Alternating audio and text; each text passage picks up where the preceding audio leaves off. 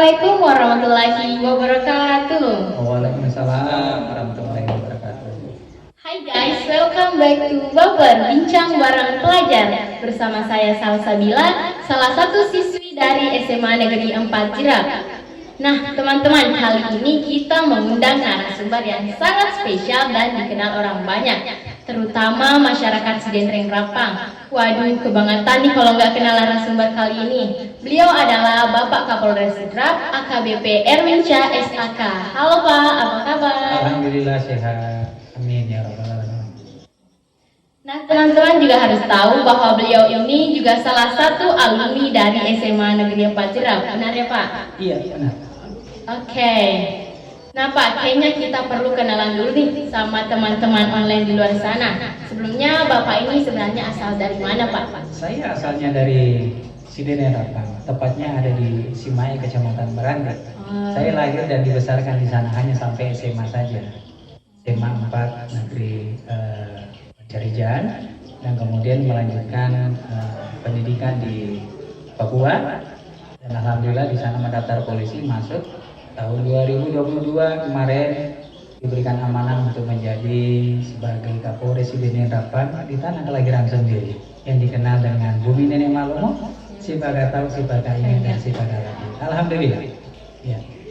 Oke. Mungkin bisa Bapak ceritakan sedikit riwayat pendidikan Bapak dari SD, SMP, SMA hingga perguruan tinggi. Ya, baik. Jadi kaitannya dengan riwayat pendidikan, saya mengawali pendidikan ataupun sekolah di SD 5 Meranti, Simai, dan kemudian melanjutkan pendidikan di SMP 1 Meranti. Kemudian di SMA-nya adalah SMA di sini, dulunya masih bernama SMA 2 Pancarijan, sekarang sudah berubah menjadi SMA 4 Pancarijan Kabupaten Sidenreng Rapang. Tepatnya di tahun 1996, artinya sudah 26-27 tahun yang lalu saya menyelesaikan pendidikan di sini, dan kemudian saya melanjutkan ke Papua untuk mendaftar menjadi polisi. Alhamdulillah masuk menjadi polisi dan melaksanakan pendidikan di Akademi Kepolisian pada tahun 2024. Setelah dari sana kemudian berdinas di Jawa Timur, kemudian di Jawa Tengah, di Jawa Barat, terakhir kemarin menjadi Wakapolres Sumedang sebelum melaksanakan sekolah di Sespim Polri Bandung. Setelah menyelesaikan sekolah di sana, kemudian diberikan amanah untuk menjabat di Sulawesi Selatan, tepatnya di Polda Sulsel, di Telantas Polda Sulsel. Saya kurang lebih 1 tahun di sana. Jabatan terakhir saya di sana sebagai Kasubin Regiden di Telantas Polda Sulsel selama 7 bulan.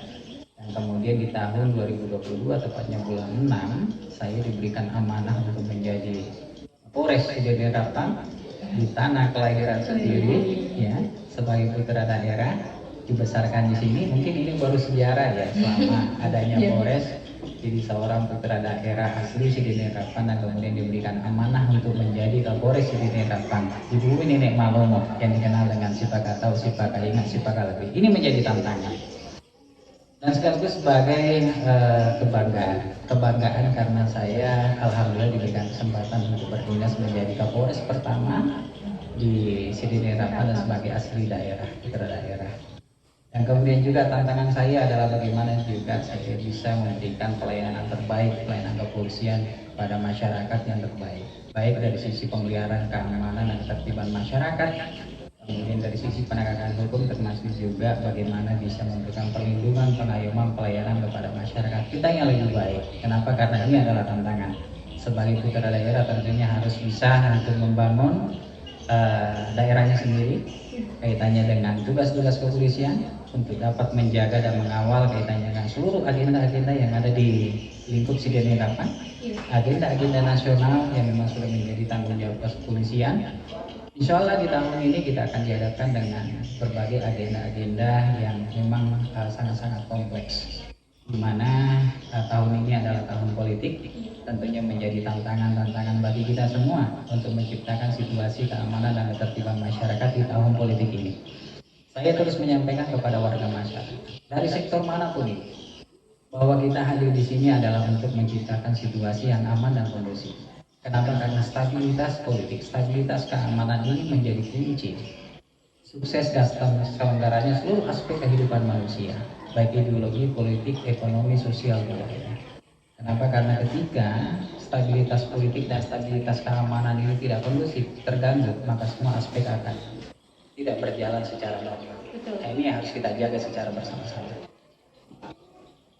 Oke, bicara mengenai SMA Negeri 4 Sidrap, Bapak ini sebagai seorang alumni SMA Negeri 4 Sidrap, nah bagaimana tanggapan Bapak mengenai kegiatan-kegiatan yang telah kami selenggarakan di sekolah ini?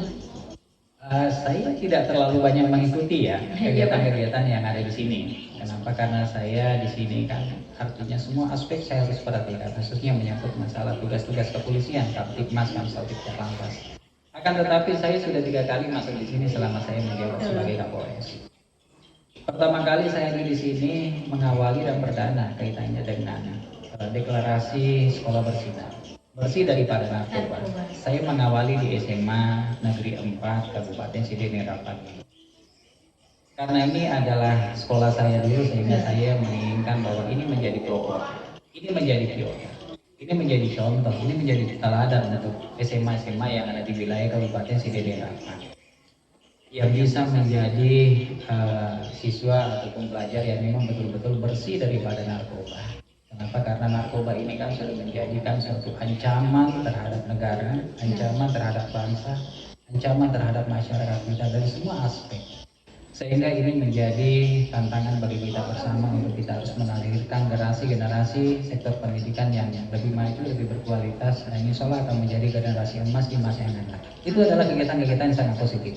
Dan itu adalah perdana di SMA 4 yang kita lakukan.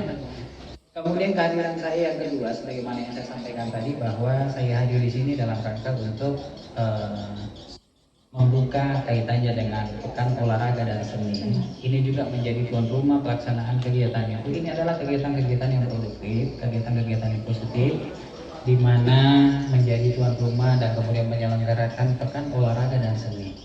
Olahraga dan seni ini merupakan kreativitas dan kemudian juga merupakan bagian daripada untuk mengasah keterampilan daripada anak-anak kita, sehingga nanti insya Allah bisa menjadi terampil, bisa menjadi sehat, dan kemudian juga bisa memiliki suatu keahlian-keahlian tertentu, sehingga nantinya bukan hanya pada level sekolah. Tentunya ini harus kita kawal ketika melahirkan bibit-bibit unggul, melahirkan bakat-bakat terbaik, melahirkan potensi-potensi terbaik yang ada di SMA Negeri 4 ini, sehingga potensi-potensi bibit-bibit bakat-bakat terbaik itu harus kita perhatikan, harus kita kawal, sehingga nantinya bukan hanya pada level kabupaten, kita mainkan pada level provinsi, bahkan pada tingkat nasional. Dan kemudian yang ketiga, saya hadir di sini pada hari ini yang melaksanakan kegiatan Polisi to School, yaitu polisi masuk sekolah. Ini merupakan bagian daripada program saya juga. Kenapa? Karena saya melihat bahwa sektor pendidikan ini menjadi sangat-sangat penting. Dan semua unsur yang ada di pemerintahan itu harus memberikan perhatian khusus kepada sektor pendidikan. Kenapa? Karena sektor pendidikan inilah yang harus kita kawal secara bersama-sama, sehingga insya Allah bisa melahirkan kualitas terbaik pelajar, dan nantinya bisa menjadi generasi-generasi emas di masa yang akan datang, bisa menjadi pemimpin dan bisa menjadi pejabat. Kita bisa seperti ini karena kita berangkatnya dari sekolah, kita berangkatnya dari dunia pendidikan. Sehingga dunia pendidikan ini harus betul-betul kita jaga, kita rawat, kemudian kita kembangkan, dan kemudian kita berikan pembinaan edukasi yang sifatnya positif. Sehingga insya Allah kita juga menginginkan bahwa dengan adanya beberapa kejadian-kejadian yang melibatkan sekolah, sehingga ini pun juga menjadi perhatian dari kita, kaitannya dengan perkelahian antar pelajar, kemudian juga kaitannya dengan balapan liar, kemudian tidak tertibnya dalam menggunakan kendaraan di jalan raya, kemudian juga dengan adanya kegiatan-kegiatan yang tidak positif. Nah, inilah yang harus kita terus berikan edukasi kepada pelajar kita, bahwa Anda adalah generasi terdidik, Anda adalah tumpuan masa depan orang tua. Benar. Anda harus menjadi kebanggaan sekolah, kebanggaan orang tua, kebanggaan keluarga, kebanggaan guru. Betapa bangganya orang tua, betapa bangganya guru, betapa bangganya semuanya ketika insya Allah akan menjadi pemimpin pejabat di kemudian hari, bisa menjadi Kapolres. Tapi bukan luar, Salah satu contohnya sudah ada.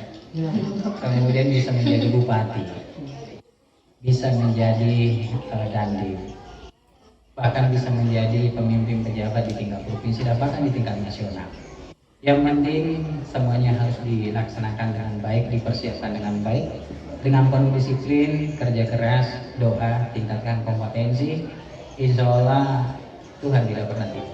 Tuhan akan memberikan dan Tuhan akan memberikan yang terbaik kepada umat. Iya.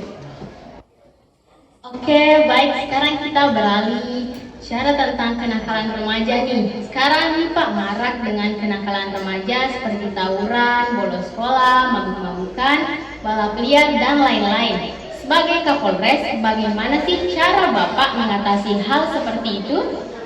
Ini sangat kompleks, permasalahan ini sangat kompleks. Betul Pak. Berbagai macam cara terus kita lakukan. Salah satunya adalah yang tadi saya sampaikan. Pertama, deklarasikan itu di sekolah. Betul. Kaitannya dengan narkoba. Itu bentuk komitmen, bentuk pernyataan sikap. Bukan hanya sekedar kegiatan-kegiatan seremonial yang kita hadirkan. Kita hadir kemudian mendeklarasikan, habis itu selesai, tidak. Ini ada berkelanjutan, ini akan berjangka panjang. Semuanya harus memiliki komitmen dari anak sekolah, dari keluarga, dari masyarakat, dari guru. Semuanya harus memiliki komitmen yang sama, sehingga insya Allah kita bisa meminimalisir dan terbebas yang namanya narkoba. Kemudian juga kaitannya dengan untuk pergelaran kegiatan-kegiatan yang sifatnya produktif, kegiatan olahraga. Kemarin kita apresiasi kaitannya dengan pekan olahraga dan seni. Dan bahkan selama saya menjadi Kapolres ini banyak kegiatan-kegiatan yang positif, olahraga yang kita laksanakan. Itu juga dalam rangka untuk mengembangkan kompetensi bakat daripada anak-anak kita yang ada di sekolah, termasuk juga yang ada di warga masyarakat. Kenapa? Karena kita berpikirannya secara umum. Kita mengadakan kegiatan road race untuk supaya tidak ada kegiatan-kegiatan balapan liar yang ada di jalan, sehingga kita berikan tempat wadah tertentu untuk mengembangkan kompetensi bakatnya memang pada tempatnya. Kemudian juga kita melaksanakan event olahraga, Kapolres Cup bulu tangkis, Kapolres Cup sepak bola, dan kemudian juga beberapa kegiatan tenis. Kemarin kita melibatkan Sulawesi Selatan, kemudian Sulawesi Tenggara, dan bahkan Sulawesi Barat. Terakhir kemarin kita melaksanakan Bayangkara Kalarang 77. Nah, itu semuanya dalam rangka untuk menggerakkan potensi-potensi bakat-bakat masyarakat kita, terutama juga pelajar untuk hadir secara bersama-sama. Ini adalah kegiatan positif. Kenapa? Karena tujuannya pertama adalah silaturahim, kedua adalah bagaimana bisa mempererat, memperkokoh kaitannya dengan persatuan dan kesatuan. Yang ketiga, mengolahragakan masyarakat dan memasyarakatkan olahraga supaya masyarakat kita menjadi sehat, masyarakat kita menjadi bahagia, masyarakat kita menjadi sejahtera. Dan yang lebih penting adalah menggerakkan ekonomi masyarakat kita. Kenapa? Karena situasi saat ini akibat dari 2 tahun yang lalu kita bersama-sama berjuang untuk keluar daripada pandemi COVID-19, sehingga program pemerintah saat ini adalah pemulihan ekonomi nasional. Sehingga kita bersama-sama untuk membuat kegiatan-kegiatan yang sifatnya positif, dan kemudian masyarakat bisa menikmati itu, dan kemudian ekonominya kita bergerak. Sehingga dengan ekonominya bergerak ini semuanya bisa merasakan manfaatnya. Sehingga insya Allah program pemulihan ekonomi nasional kita akan keluar dan bangkit lagi kembali, pulih lebih cepat, bangkit lebih kuat. Nah, itulah tagline daripada pemerintah pusat. Pemerintah pusat memberikan ruang seluas-luasnya, membuka keran seluas-luasnya kepada masyarakat kita untuk melakukan program-program dalam rangka pemulihan ekonomi nasional. Sidang datang kaitannya dengan tagline-nya bahwa sidrap kolaborasi, sidrap tangguh. Nah, berarti membutuhkan kerjasama, kerja bersama dalam rangka untuk mewujudkan itu supaya sidrap menjadi tangguh. Oke, lanjut. Selama menjabat sebagai Kapolres, pasti Bapak mempunyai banyak sekali kesibukan selama mengemban amanah, betul Pak? Nah, bagaimana sih cara Bapak mengatur waktu untuk mengurus keluarga, hobi, dan pekerjaan Bapak? Iya, itu dinamika. Bagaimana kita bisa menjalani semua kegiatan-kegiatan itu dengan baik, bisa memanage dan bisa mengelola waktu itu dengan baik, sehingga semuanya berjalan secara beriring-iringan. Memang prioritas, ya sama-sama prioritas. Keluarga prioritas, dinas prioritas, hobi juga prioritas, olahraga, kegiatan masyarakat itu juga prioritas. Semuanya menjadi prioritas, tapi bagaimana kita hadir dan kemudian bisa mengelola, memanage waktu itu dengan baik, mempersiapkan dengan baik sehingga semua kegiatan-kegiatan itu bisa terlaksana dengan baik. Artinya saya hadir di sini sebagai seorang Kapolres dan kemudian juga saya ada program, saya ada misi visi yang sudah saya sampaikan kepada seluruh jajaran saya untuk kita kawal secara bersama-sama. Kaitannya dengan sinergi untuk menuju Polri yang presisi. Ada 4 program prioritas, itu sinergi dalam penguatan hak Kamtibmas, Kamsel Lantas, pelayanan publik, dan kemudian sehat jasmani dan rohani. Sehingga dari keempat program prioritas ini, itu semuanya sudah terangkum jadi satu. Tinggal bagaimana kita mengawal dan melaksanakan secara bersama-sama. Tujuannya adalah bagaimana kita bisa menghadirkan Sidenren Rapang ini menjadi Sidenren yang Rapang yang aman, kondusif, dan kemudian juga yang tertib, lancar dalam berlalu lintas, dan kemudian pelayanan kepolisian bisa dilaksanakan dengan baik. Dan yang terakhir adalah bagaimana masyarakat bisa menaruh simpati dan meraih kepercayaan kepada Polri terkait dengan kegiatan-kegiatan yang kita laksanakan. Tentunya kita berharap bahwa itu bisa kita laksanakan secara bersama-sama. Dan yang lebih penting bahwa kolaborasi, koordinasi, komunikasi yang kerjasama harus terus kita bangun secara bersama-sama. Dan yang paling penting lagi adalah bagaimana bisa melibatkan peran aktif kesadaran masyarakat kita untuk mendukung tugas-tugas kepolisian dalam rangka menjaga itu tadi. Dan kemudian hobi tentunya juga tidak terlepas dari kegiatan-kegiatan olahraga. Sambil saya melaksanakan kegiatan-kegiatan olahraga ya, kegiatan olahraga semua. Jadi saya banyak terlibat di kegiatan-kegiatan seperti halnya tenis sama teman-teman TOT, kemudian di Barangki, bulu tangkis pun juga sama, bola voli sama, tenis meja, sepak bola, futsal, semua kegiatan-kegiatan olahraga. Nah, karena saya dulu waktu sekolah itu cuma nanya, ada 4 nih prioritas saya. Pertama adalah belajar, kedua adalah olahraga, ketiga adalah istirahat, dan kemudian keempat adalah berdoa. Hanya itu kegiatan aktivitas saya selama saya di sekolah. Saya tidak ada kegiatan-kegiatan yang lain. Makanya saya tidak begitu dikenal waktu saya sekolah. Kenapa? Karena saya punya kegiatan hanya itu. Tidak ada kegiatan-kegiatan yang lain. Alhamdulillah ternyata itu saya bawa sampai dengan saat ini, dan ternyata itu memberikan hasil yang positif, memberikan hasil yang sangat-sangat baik sehingga bisa menghasilkan seperti ini. Kenapa? Karena itu menyangkut masalah kebiasaan dan karakter ya. Bagaimana seseorang disiplinnya begitu. Disiplin di mana-mana harus disiplin. Kaitannya dengan keluarga istri saya juga polisi. Iya, alhamdulillah sudah di sini. Pangkatnya kompol, dan bersama sama semoga bisa segera naik AKBP. Amin. Kemudian anak saya 2, sekolahnya di Bekasi, Jakarta. Disekolahkan di sana supaya insya Allah bisa mengenyam pendidikan yang lebih baik, berkualitas, sehingga nanti dia juga bisa menjadi generasi penerus di masa yang akan datang. Menjadi tanggung jawab orang tua untuk mencetak dan melahirkan anak yang harus lebih berkualitas, harus lebih baik dibandingkan dengan orang tuanya kan gitu. Menjadi tanggung jawab saya sama itu. Sehingga kegiatan-kegiatan ini baik hobi, baik keluarga, baik secara kedinasan harus kita kelola dengan baik sehingga berjalan beriringan. Kenapa? Karena itu bagian daripada tanggung jawab saya sebagai seorang polisi, tanggung jawab saya sebagai kepala keluarga, dan tanggung jawab saya bagaimana saya bisa berkomunikasi dan bersilaturahim, berinteraksi dengan masyarakat sehingga semuanya berjalan dengan baik. Oke, mungkin ada sedikit tips dari Bapak untuk generasi agar bisa mengikuti jejak kesuksesan dari Bapak. Iya. Ya, tipsnya sangat-sangat simpel. Kembali lagi, pertama kuncinya adalah disiplin. Disiplin. Ketika disiplin ini kita simpan di dalam hatinya kita, gerak langkah kita, dan itu sudah menjadi karakter bawaan kita, insya Allah akan mengantarkan kita kepada apa yang kita inginkan. Kemudian didukung dengan kerja keras. Setelah disiplin, kerja keras. Kemudian didukung dengan kompetensi. Kita harus mahir, ahli kaitannya dengan apa yang menjadi bidang kita. Kemudian tentunya kita harus berdoa, dan dukungan pertama orang tua. Orang tua harus kita dukung.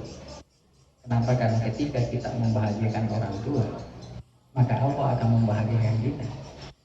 Ketika kita membuat orang tua menjadi raja, maka Allah juga menjadikan kita raja baik di dunia maupun di akhirat. Itu kunci. Itu kunci. Doa orang tua itu tegak lurus. Ketika orang tua masih hidup, minta doa kepada orang tua. Jangan minta doa kepada yang lain sebelum didoakan sama orang tua. Kenapa? Kan itu kunci dunia dan akhirat. Hubungannya antara orang tua dengan Allah. Tidak ada doa orang tua yang tidak tembus. Insya Allah akan tembus. Doanya orang tua sangat-sangat penting. Bahagiakan orang tua kamu, maka kamu akan dibahagiakan oleh Allah Subhanahu wa Ta'ala. Itu sudah menjadi kunci. Sehingga yaitu tadi pesan saya pertama adalah disiplin, didukung dengan kompetensi, kerja keras, doa, dan ingat orang tua harus melihat doa. Oke, sebelum ditutup, mungkin ada harapan serta saran dari Bapak untuk generasi dari SMA Negeri 4 Cidra. Ya, saya punya harapan besar. Kenapa? Karena saya juga tamatan dari sini, keluaran dari sini. Saya pernah dididik di sini, saya pernah digembleng di sini. Saya bisa menjadi seperti ini karena saya melalui proses ini. Salah satu proses yang saya lewati adalah di sini. Sehingga harapan saya sangat-sangat besar untuk SMA Negeri 4. Sehingga insya Allah generasi-generasi yang ada di SMA 4 ini insya Allah akan menjadi lebih sukses. Kemudian akan menjadi pemimpin, akan menjadi pejabat di masa yang akan datang. Itu menjadi harapan saya. Terus berlatih, terus menggali ilmu, wawasan yang luas, dan kemudian terus kejar cita-cita dan mimpi-mimpi yang ada di harapan. Kenapa? Karena setiap orang punya mimpi berbeda, setiap orang punya cita-cita berbeda. Untuk mendapatkan itu mimpi dan cita-cita itu ya kembali lagi kepada disiplin dan kerja keras doa. Dan harus memiliki kompetensi. Insya Allah akan tercapai apa yang diinginkan. Dan kita menginginkan bahwa generasi-generasi yang ada di SMA Negeri 4 ini insya Allah akan lebih berkualitas, lebih baik, dan akan lebih banyak lagi akan menjadi pemimpin, pejabat, baik yang ada pada level kabupaten, provinsi, dan bahkan tingkat nasional. Kita akan tunggu itu nantinya, insya Allah. Terima kasih. Ya, baik, mungkin sekian teman-teman podcast kita pada episode kali ini. Terima kasih untuk Bapak Kapolres yang sudah meluangkan waktunya sebentar untuk hadir menjadi narasumber pada episode kali ini. Dan untuk teman-teman online di luar sana, jangan lupa saksikan episode Baper, Bincang Bareng Pelajar, tentunya dengan narasumber yang sangat menginspirasi dan memotivasi kita. Jadi jangan lupa subscribe, like, comment, and share. Wassalamualaikum warahmatullahi wabarakatuh. Waalaikumsalam.